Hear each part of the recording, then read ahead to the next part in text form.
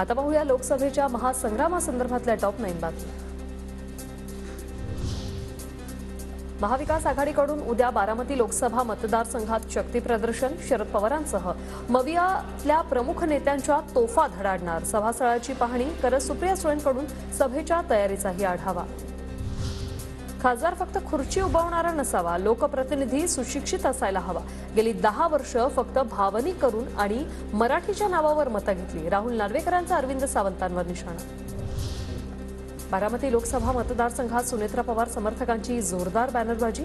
एकच नीती गतिमान बारामती, प्रत्येकाला मान प्रत्येकाची जाण असा बॅनरवर उल्लेख। तर सुप्रिया सुळे समर्थकांचेही मोठे बॅनर्स।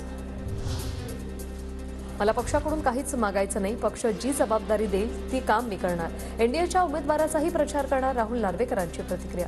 दक्षिण मुंबईसाठी भाजपकडून नार्वेकरांच्या नावाची चर्चा। मावळ लोकसभेवरून संजोग वाघेरे श्रीरंग बारणेंमध्ये झुंपली। बारणेंनी आधी पक्ष आणि चिन्ह कोणतं हे स्पष्ट करावं, वाघेरेंची टीका। बारणे महायुतीचे तर वाघेरे ठाकरे गटाचे इच्छुक उमेदवार आहेत। लोकसभेची आचारसंहिता कोणत्याही क्षणी लागण्याची शक्यता। सोमवार मंगळवार 2 दिवस राज्य मंत्रिमंडळाच्या बैठकीची शक्यता। मंत्रालयात लगबग सुरू।